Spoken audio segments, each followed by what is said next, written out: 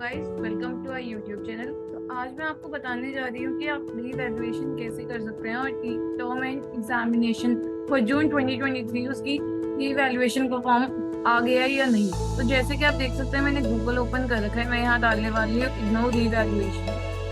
तो जैसे आप डालेंगे, उसके बाद आपको एक फर्स्ट वेबसाइट जो होगी वो इग्नोर की ऑफिशियल वेबसाइट होगी, आप उस पर क्लिक कर सकते हैं। और जैसे ही आप ओपन करेंगे, आपको एक ऐसी विंडो दिखाई देगी जिसके आप ऊपर यहाँ पे देख सकते हैं for TEE June 2023 and December 2022 students. तो जिसका मतलब है कि टर्म एंड एग्जामिनेशन जून 2023 के लिए रीवैल्यूएशन फॉर्म आ चुका है और आप इसके लिए अप्लाई कर सकते हैं। यहाँ पे आपको न्यू भी दिख जाएगा, जिसका मतलब है कि ये भी लेटेस्ट जून 2023 के बच्चों के लिए भी निकाला गया है।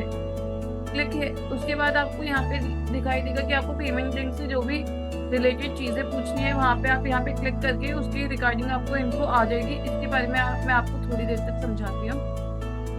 उसके बाद नीचे आपको सबसे पहले कुछ जनरल इंस्ट्रक्शंस दी गई हैं, वो आपको ध्यान से पढ़नी है। पहले अपना फॉर्म भरने से पहले ही आपको ये सारी इंस्ट्रक्शंस को ध्यान से पढ़ना है। मैं एक बार इनको आपको ब्रीफ कर देती हूँ। तो फर्स्ट है कि आपकी रीवैल्यूएशन, अगर आपको आंसर स्क्रिप्ट की रीवैल्यूएशन करवानी है तो उसकी पेमेंट आपको 750 करनी पड़ेगी। और अगर आपने रीवैल्यूएशन करवानी है तो आपको 1 मंथ के अंदर अंदर, जिस दिन आपका रिजल्ट डिक्लेयर हुआ है उसके 1 मंथ के अंदर अंदर आपको सब्जेक्ट के लिए आपको रीवैल्यूएशन डालनी पड़ेगी। जो भी रीवैल्यूएशन होगी वो आपके ऑफिशियल वेबसाइट पे शो हो जाएगी। जो भी उसका रिजल्ट होगा वो ऑफिशियल वेबसाइट पे शो हो जाएगा। और अगर फाइनल आपकी मार्कशीट अपडेट हो चुकी है तो वो भी बाद में आपको रिवाइज स्टेटमेंट जो है वो आपकी इशू हो जाएगी स्टूडेंट को, जब भी आप उसके लिए अप्लाई करेंगे रीवैल्यूएशन के लिए। ऐसा नहीं है कि अगर आपकी फाइनल मार्कशीट आ चुकी है लेकिन आपका रीवैल्यूएशन डला हुआ है तो आप उसी ही अपनी फाइनल मार्कशीट मानेंगे नहीं। थोड़े टाइम बाद रीवैल्यूएशन से अपडेट होगी, जो भी मार्क्स आपके नए होंगे वो मार्कशीट में अपडेट होकर आपको न्यू मार्कशीट प्रोवाइड की जाएगी।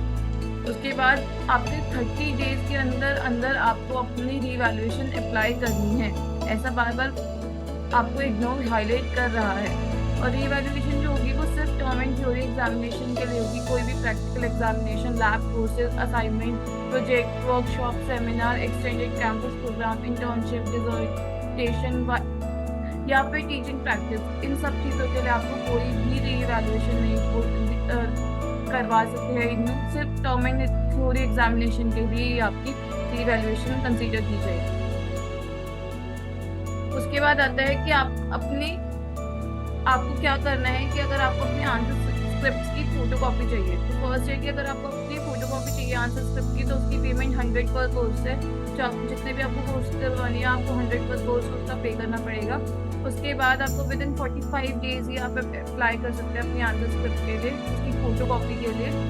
और जो भी रिजल्ट होगा वो वही आपके इग्नोर वेबसाइट पे प्रोवाइड किया जाएगा। और सिर्फ रीवैल्यूएशन में अगर कोई ऐसा आंसर है जिसमें उन्होंने आपको मार्क्स नहीं दिया है या फिर टोटलिंग एरर में कोई भी टोटलिंग एरर है तो ही आपकी रीवैल्यूएशन कंसीडर की जाएगी। ऐसी कोई रीवैल्यूएशन नहीं कंसीडर की जाएगी कि आपने आंसर अच्छा लिखा है तो आपको इसमें मार्क्स क्यों नहीं मिले, इसमें ज़्यादा मार्क्स क्यों नहीं मिले या कम मार्क्स क्यों मिले। सिर्फ अगर ऐसा कोई क्वेश्चन है जिसमें आपको मार्क्स नहीं मिले हैं या फिर आपका टोटल जो सारे क्वेश्चन का टोटल है वो कम है तो ही आपकी रीवैल्यूएशन कंसीडर की जाएगी। उसके बाद जो भी आप आंसर स्क्रिप्ट के, अगर आपको आंसर स्क्रिप्ट की फोटोकॉपी चाहिए और साथ ही साथ आप उसका रीवैल्यूएशन के साथ नहीं डालना चाहते, आप दोनों काम एक साथ भी कर सकते हैं। ऐसा नहीं है कि आप पहले उसके आंसर स्क्रिप्ट मांगे और फिर उसके बाद रीवैल्यूएशन डालें। आप साथ ही दोनों काम कर सकते हैं। आप आंसर की फोटोकॉपी भी मांग सकते हैं और उसके बाद उसके साथ साथ आप उसमें रीवैल्यूएशन के लिए भी अप्लाई कर सकते हैं। लेकिन ऐसा भी है कि आपको अगर पहले आंसर स्क्रिप्ट चाहिए उसके बाद आपको खुद चेक नहीं करना है कि मेरे को इसमें रीवैल्यूएशन डालना चाहिए या नहीं, तो आप ऐसे भी कर सकते हैं। पहले आपके पास आंसर स्क्रिप्ट आ जाएगी और विद इन 2 डेज में आप अप्लाई कर सकते हैं रीवैल्यूएशन। उसके बाद जो है ऐसा बोला जाता है कि लास्ट डेट जो है सबमिशन की, जो भी एप्लीकेशन आपकी रीवैल्यूएशन की है वो एक्सटेंड नहीं की जाएगी। आपको 30 डेज का पोर्टल दिया है, आपको 45 डेज में आपको अपने आंसर स्क्रिप्ट अप्लाई करने का मौका दिया है। जितना भी आपको टाइम दिया गया है आपको उसके अकॉर्डिंग ही आपको अपना काम करना है। 1 मंथ के अकॉर्डिंग के विद इन ही आपको अपने आंसर स्क्रिप्ट के लिए रीवैल्यूएशन के लिए अप्लाई करना है। और जो भी इसके लिए अप्लाई करेगा आपके पास अपना स्कैन कॉपी जो होती है आइडेंटिटी कार्ड की, नो आइडेंटिटी कार्ड की, वो होनी चाहिए आपके पास, तभी आप अप्लाई कर सकते हैं।